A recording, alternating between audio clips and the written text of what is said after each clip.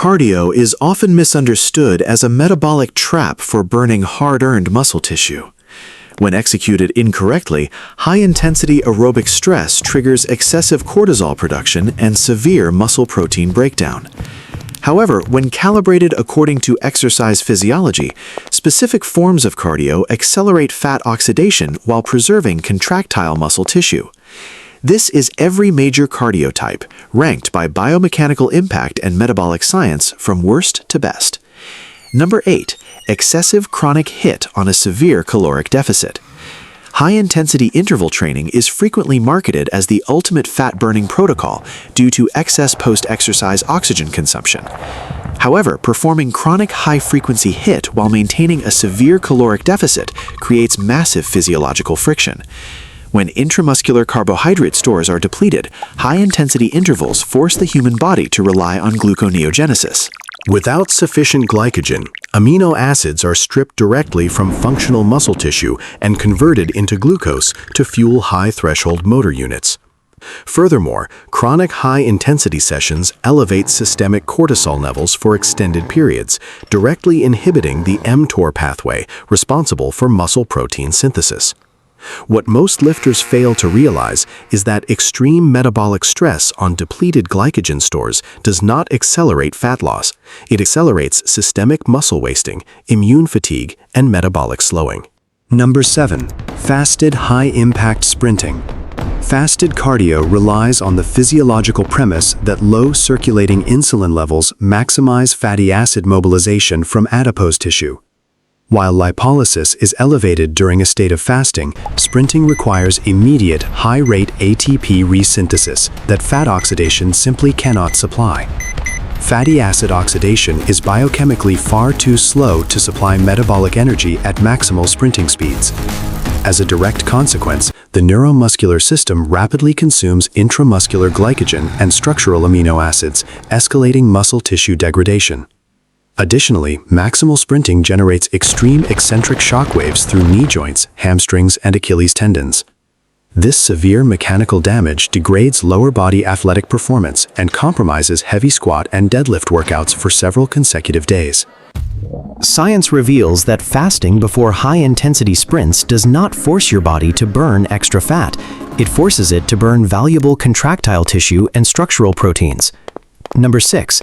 Zone 3 mid-intensity resistance running. Zone 3 cardio, often described as chronic moderate-pace jogging, falls into a physiological dead zone for strength athletes. It is too intense to maximize absolute fat oxidation, yet too low intensity to trigger powerful anaerobic or neurological adaptations. This specific heart rate range triggers the molecular interference effect at its highest physiological magnitude. Aerobic pathways activated by prolonged Zone 3 running stimulate high levels of AMPK enzymes, which directly shut down muscle hypertrophy signals and cell signaling pathways. Furthermore, long-distance road running inflicts cumulative micro-trauma on ankle, knee, and hip cartilage without offering superior metabolic output or fat loss. Notice what actually happens inside the cell. Zone 3 running signals your nervous system to adapt by shedding heavy muscle mass in order to become lighter and more energy efficient for aerobic endurance. Number 5. High-frequency jump rope conditioning. Skipping rope provides exceptional cardiovascular conditioning, lateral foot stability, and calf muscle endurance.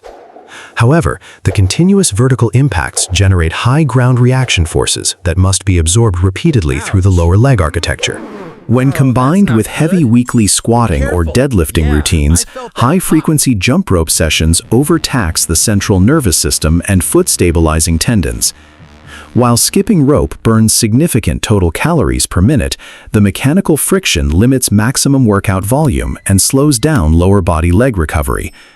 What few people realize is that jump rope is highly effective for coordination, footwork, and cardiovascular agility, but inefficient as a primary long-term muscle-sparing fat loss protocol. Number 4. Rowing ergometer interval sessions. The rowing ergometer utilizes roughly 85% of total skeletal muscle mass during each complete drive and recovery stroke. By engaging the posterior chain, quads, upper back, and core muscles simultaneously, rowing distributes metabolic demand evenly across the entire body. Unlike traditional running, rowing involves zero vertical impact, completely eliminating micro-trauma on lower body joints and cartilage. When performed at steady, moderate resistance, it enhances systemic aerobic capacity and lactate clearance without degrading connective tissue. However, poor rowing technique can introduce excessive lumbar spine flexion and lower back fatigue prior to heavy lifting workouts. The story does not end there. Rowing remains a potent upper body-friendly cardio modality, provided spinal alignment and trunk stiffness are rigidly maintained throughout every rep. Number 3. Incline treadmill walking. Incline treadmill walking at a steep angle is one of the most scientifically validated methods for selective fat oxidation. By setting the incline to 10 or 12% while maintaining a steady, low walking speed, the body stays strictly within Zone 2 heart rate parameters. At this controlled level of intensity, free fatty acids serve as the primary fuel source for ATP production, sparing intramuscular glycogen reserves completely. The concentric-only walking motion eliminates eccentric muscle damage, leaving leg tissue fully recovered for heavy resistance training. Additionally, incline walking recruits the glutes, hamstrings, and calves far more effectively than flat ground walking. What science proves is that incline walking drives high caloric expenditure without triggering systemic central nervous system fatigue, elevated cortisol, or muscle catabolism. Number 2. Stationary ergometer cycling. Stationary cycling eliminates ground reaction forces entirely while allowing precise control over cadence, power output, and resistance. Because cycling relies purely on concentric leg extension and flexion, it produces virtually zero delayed onset muscle soreness or fiber breakdown. Operating strictly within Zone 2 heart rate zones enhances mitochondrial density and enzyme activity in type 1 muscle fibers without interfering with type 2 fiber growth. Greater mitochondrial capacity dramatically improves nutrient partitioning, allowing muscle cells to store glycogen more efficiently while burning fat during rest. Furthermore, low-resistance pedal revolutions actively flush metabolic waste products from quadriceps and hamstrings, speeding up post-workout recovery. Stationary cycling builds a world-class aerobic engine while leaving your hard-earned muscle mass completely untouched and primed for hypertrophic growth. Number 1. Post-meal loaded rucking. Rucking, walking with a weighted vest or specialized rucksack, occupies the absolute peak of muscle-preserving cardio science.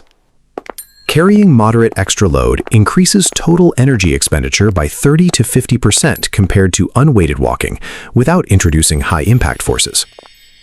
When performed within 30 minutes after a main meal, rucking dramatically blunts postprandial blood glucose spikes and enhances systemic insulin sensitivity.